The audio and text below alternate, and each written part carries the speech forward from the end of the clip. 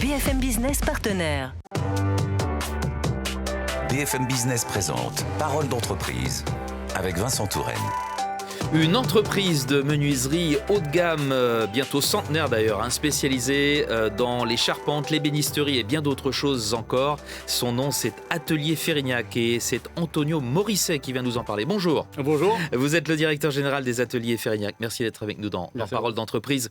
Votre entreprise est quasi centenaire, je le disais. Comment est-ce qu'elle a évolué jusqu'ici ? Et oui, quasi centenaire. Une évolution qui, au fil des années, finalement, s'est adaptée à l'environnement.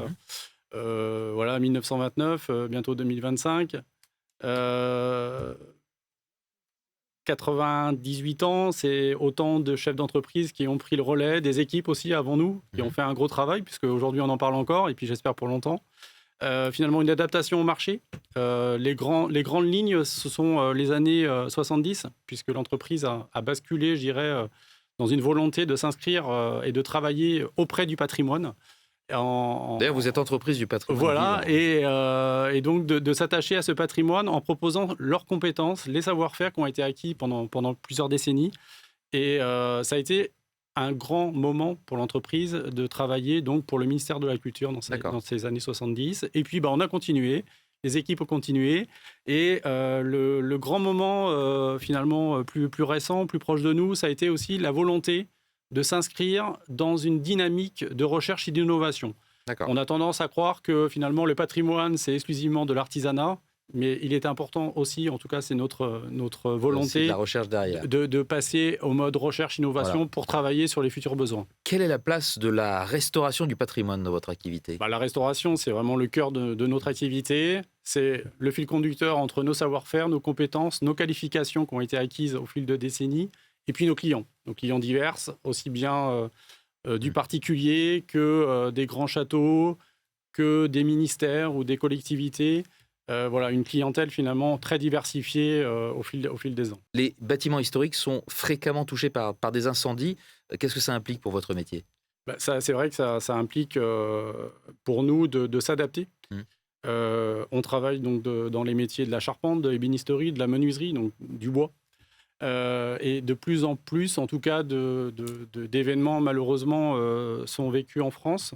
Et pour nous, c'est de comprendre ce qu'on peut proposer demain au marché pour essayer de protéger au mieux ces bâtiments architecturaux. Alors justement, que proposez-vous dans ce domaine ? Alors, depuis quelques années, comme on disait en préambule, on a créé une activité à part entière qui s'appelle Recherche et Développement. On innove, on cherche, on regarde, on analyse le marché, on essaye de comprendre quels seront les besoins futurs, et nous nous sommes arrêtés par des besoins et des demandes aussi déjà qui sont vraiment spécifiques sur la volonté de développer des produits bois répondant au feu.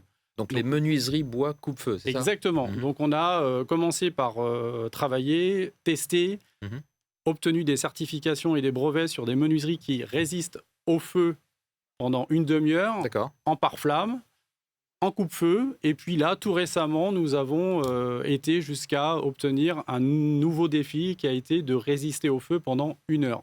D'accord, donc vous repoussez les limites de la résistance au feu. On repousse les limites, et surtout, on continue à s'adapter finalement, toujours au bâtiment, à l'architecture, au respect du patrimoine. Et alors, comment ce type de produit va-t-il vous permettre de faire évoluer votre modèle ? Ce nouveau produit qu'on vient de breveter auprès de l'INPI, donc c'est un grand pas pour l'entreprise aussi, va nous permettre de nous faire connaître vers un public beaucoup plus large, et on souhaite vraiment élargir notre clientèle et travailler de plus en plus avec des menuisiers, par exemple, donc dans une relation B2B. Eh bien, l'appel est lancé et il a été lancé dans Parole d'entreprise. Merci beaucoup, Antonio Morisset, d'avoir été avec nous, directeur général des Ateliers Férignac. Merci à vous. Au revoir. Parole d'entreprise avec Vincent Touraine.